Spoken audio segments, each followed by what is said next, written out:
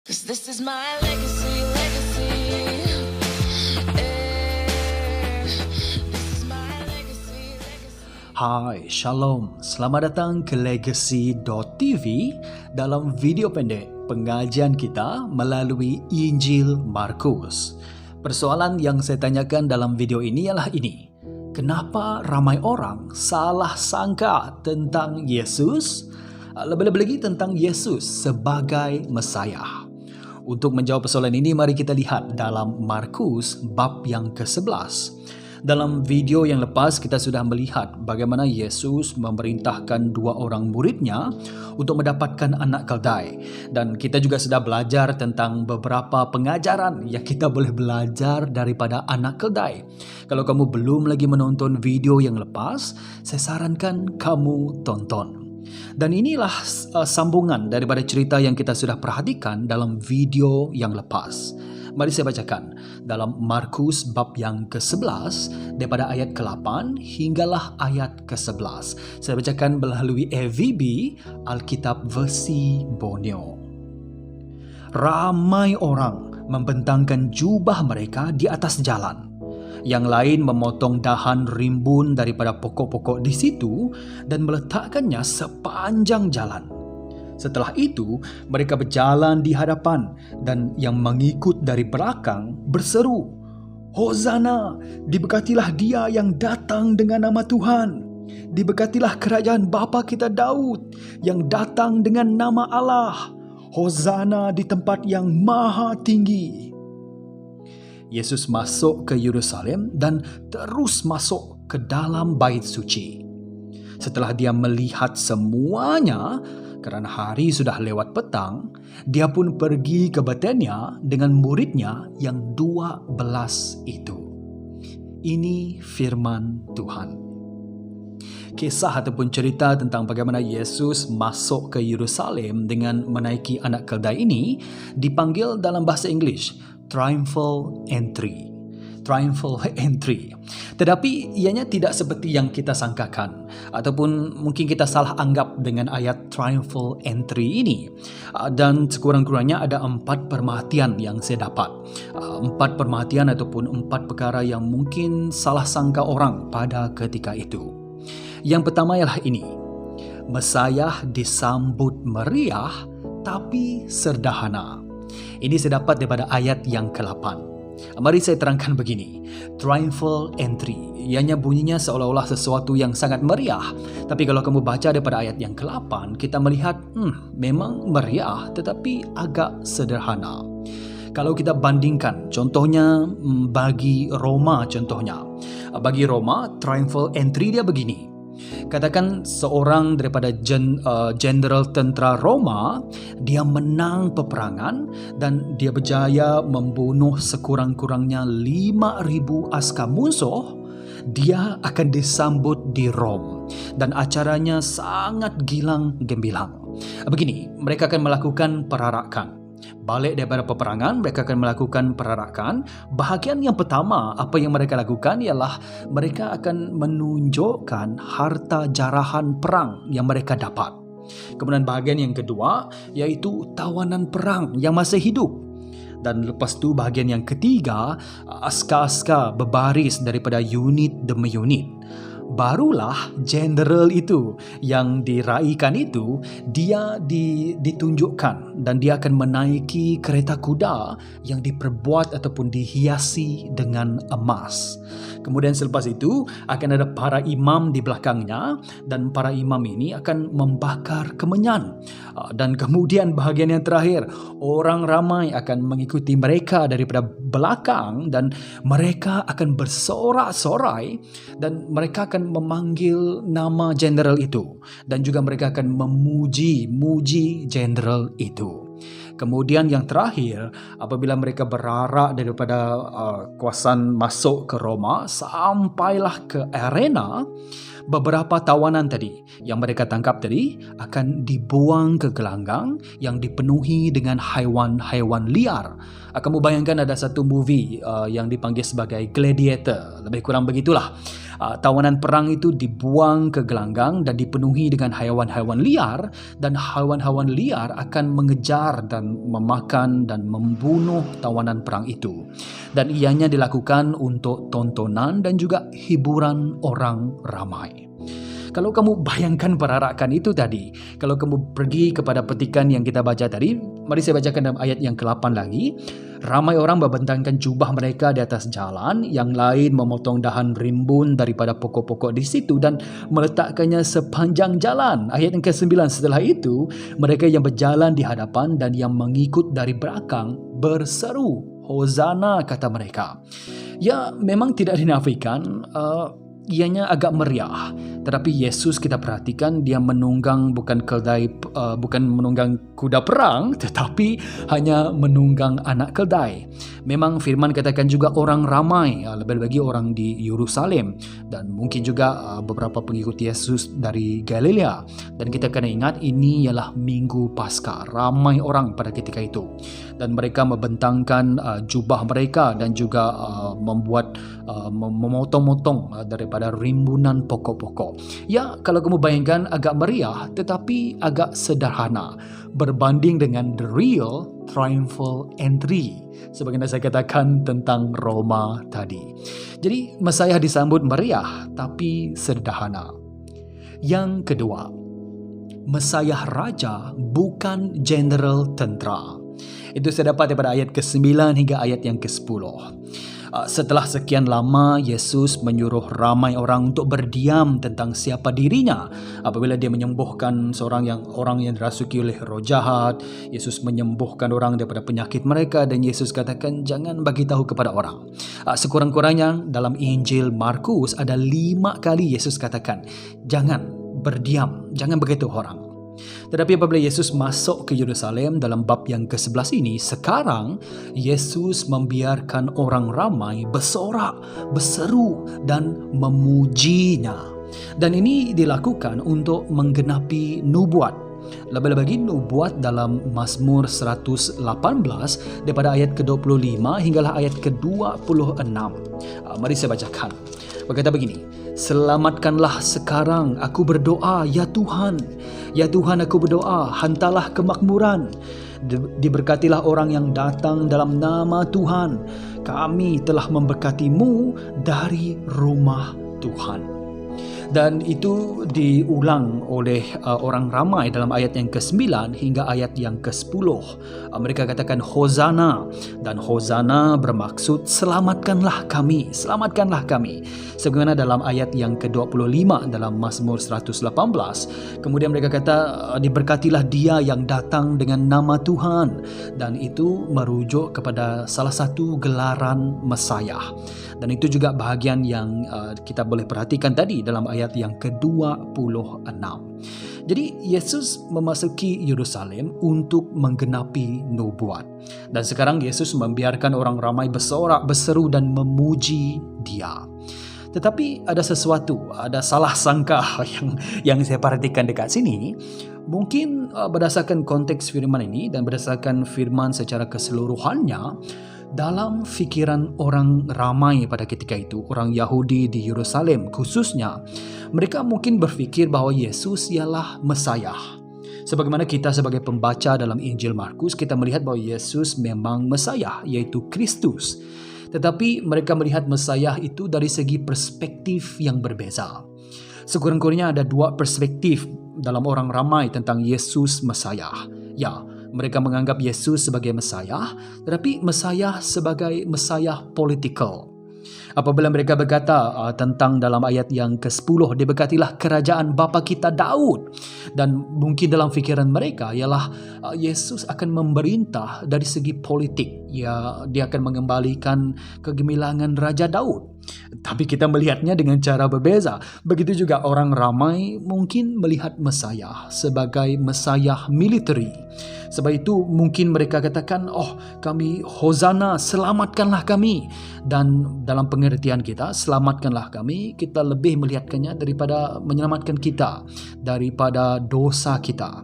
Tetapi bagi mereka, apabila mereka berkata Hosana, selamatkanlah kami, mungkin mereka melihat Mesias dari segi militari, yaitu selamatkan mereka daripada jajahan Roma pada ketika itu. Sekali lagi, mereka salah sangka. Mesias Raja bukan general tentera. Yang ketiga, Mesias penyelamat dosa manusia. Dan ini kita boleh lihat secara keseluruhannya, dan kita harus tahu dalam kedatangan Yesus kali pertama, Yesus datang bukan sebagai seorang Mesias yang akan datang dengan kebesaran dan juga kemuliaan dia yang sebenar. Walaupun itu memang Yesus dalam kemuliaannya dalam kali pertama datang, ataupun apabila Yesus ada, kemuliaannya memang tetap ada. Tetapi dalam kedatangan Yesus kali pertama, kita harus sedar, Yesus ada misi tertentu. Dia datang kali pertama sebagai penyelamat dosa manusia. Tetapi beberapa hari kemudian, kalau kita lihat tadi dalam ayat yang Markus bab yang ke-11, mereka bersorak-sorak, mereka berseru dan memuji Yesus. Tetapi beberapa hari kemudian, ianya bertukar menjadi salibkan dia, salibkan dia. 2 kali mereka katakan dalam Markus bab yang ke-15 ayat ke-13 hingga ayat ke-14. Sekali lagi saya katakan, mereka salah sangka. Mereka iaitu orang ramai, dan Yesus dalam dia datang kali pertama, mereka inginkan Mesias yang akan memerintah melalui paksaan, melalui force. Tetapi Yesus apabila dia datang kali pertama, dia datang dengan kasih dan pengorbanan. Lebih lagi melihat in the future ataupun kehadapan, iaitu salib Yesus Kristus.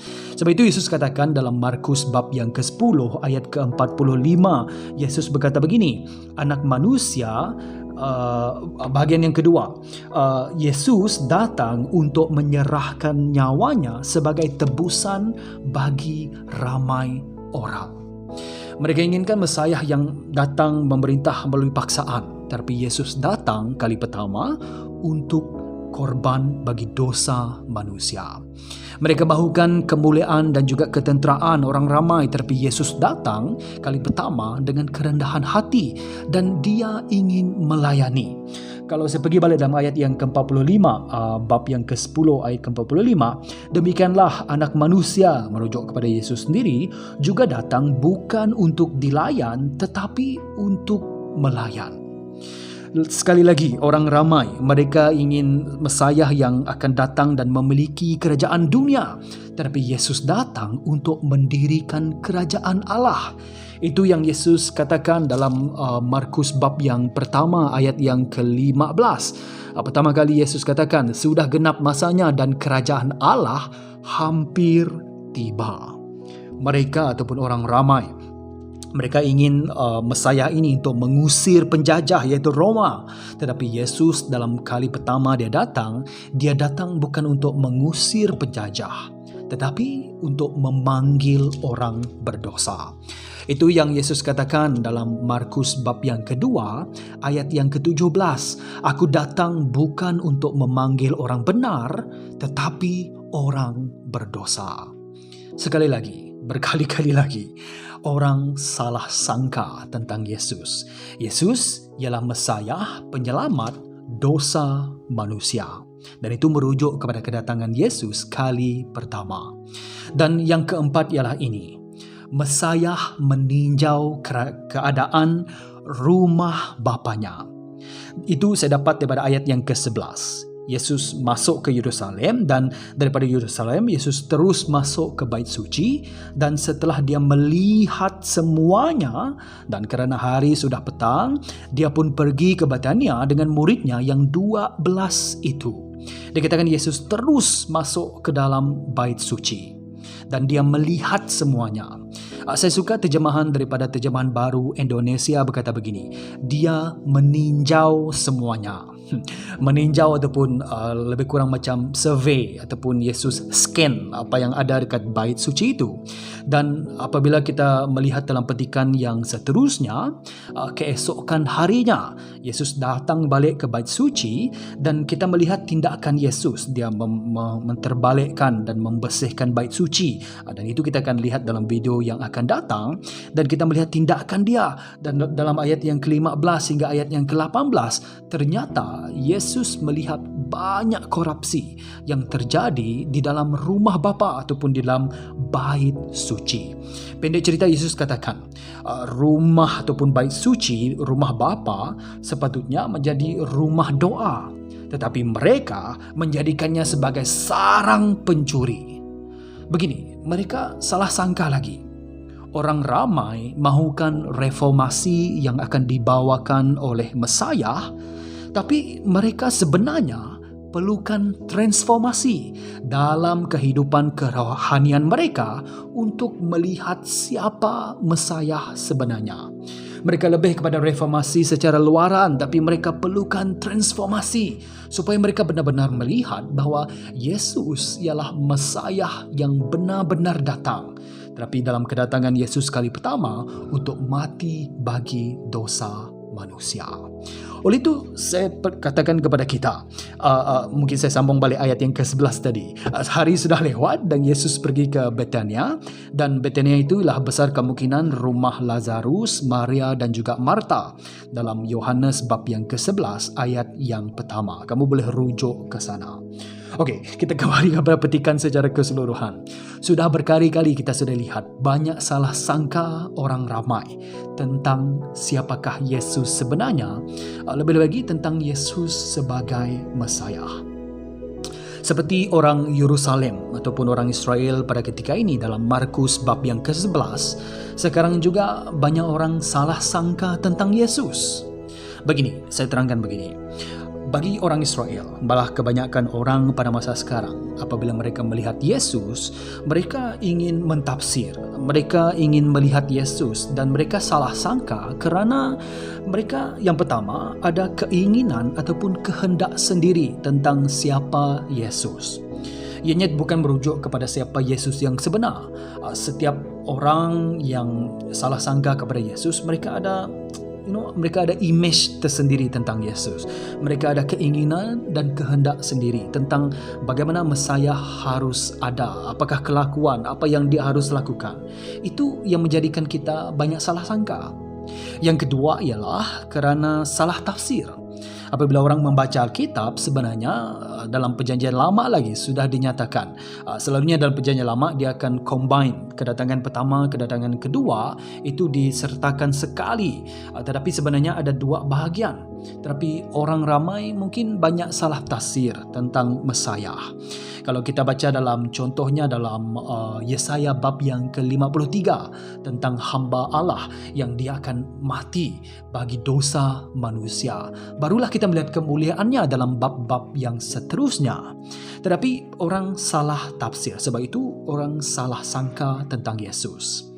Dan yang ketiga ialah perspektif kita pada masa sekarang, dan juga mungkin bagi orang ramai, bagi orang Yerusalem pada ketika itu, perspektif sangat-sangat materialistik ataupun perspektif yang hanya luaran. Oleh itu apabila mereka melihat Yesus, mereka hanya melihat dari segi luaran sahaja. Yesus tidak melakukan reformasi di sekeliling mereka. Oleh itu daripada memuji Yesus, beberapa hari kemudian mereka akan berkata, Crucify Jesus. Salibkanlah dia. Kenapa? Kerana salah sangka mereka, kerana perspektif yang materialistik. Jadi itu tiga sebab utama saya katakan salah sangka terjadi. Keinginan ataupun kehendak sendiri, kerana salah tafsir, dan juga kerana perspektif materialistik ataupun secara luaran. Jadi bagaimana kita boleh tahu siapakah Yesus yang sebenarnya? Ada tiga perkara yang sangat penting. Jangan kita missing the point tentang kemasukan Yesus ke Yerusalem ataupun kita membaca Injil Markus secara keseluruhannya. Untuk kita benar-benar mengenali siapakah Yesus yang sebenar. Yang pertama, ianya harus menurut nubuat Tuhan sendiri. ataupun menurut gambaran yang telah dinubuat oleh Tuhan, lebih-lebih lagi dalam perjanjian lama, supaya kita boleh melihat Yesus secara holistik, supaya kita boleh melihat siapakah Dia yang sebenar. Oleh itu kita harus melihat dan juga membaca dan juga meneliti nubuat Allah dalam perjanjian lama khususnya, yang Tuhan telah nyatakan tentang siapa Yesus. Yang kedua ialah melalui firman Allah. Dan ini termasuk bukan hanya dalam perjanjian lama, bukan hanya perjanjian baru, tetapi keseluruhan Alkitab. Apabila kita membaca firman Allah, apabila kita meneliti, menyelidiki, menyiasat firman Allah, barulah kita boleh melihat Yesus secara holistik. Kita boleh melihat Dia secara keseluruhan. Jadi tidak ada ruang untuk kita meninggalkan firman Tuhan. Firman Tuhan ialah jalan untuk kita mengenali Yesus. Firman Tuhan harus membawa kita untuk mengenali siapakah Yesus yang sebenarnya. Dan yang ketiga ialah untuk kita mengenali Yesus, ianya harus melalui secara rohani dahulu. Apa yang saya maksudkan secara rohani ialah melalui iluminasi Roh Kudus. Kita tidak boleh mengetahui siapakah Yesus yang sebenarnya hanya apabila Roh Kudus memberi iluminasi, membuka mata rohani kita, membuka hati rohani kita, membuka pemahaman kita secara rohani, iluminasi daripada Roh Kudus. Barulah kita benar-benar boleh mengenali bahwa Yesus bukan hanya benar melalui firman Tuhan, tetapi Dia benar dan Dia sekarang hidup dan duduk di sebelah kiri Bapa, sebelah kanan Bapa, minta maaf. Dan itu ialah Yesus yang sebenarnya. Jangan kita terus salah sangka. Kita harus melihat Dia menurut nubuat ataupun gambaran Tuhan sendiri, lebih-lebih dalam perjanjian lama. Kita harus mengetahui Yesus melalui firman Allah secara keseluruhan. Dan untuk mengenali Yesus ialah pertama kali harus secara rohani, iluminasi daripada Roh Kudus. Jadi jangan kita salah sangka lagi. Kenali siapakah Yesus yang sebenarnya. Kedatangan Yesus kali yang pertama ialah sebagai penyelamat dosa manusia. Kamu mengenali Yesus sebagai Tuhan dan juga Juru Selamat? Jangan sampai Yesus datang kali kedua dan Dia akan datang sebagai hakim. Dan itu tidak baik untuk kita. Kita ingin Yesus menjadi penyelamat bagi kita. Jadi kita berjumpa lagi dalam video yang akan datang. Shalom. This is my legacy.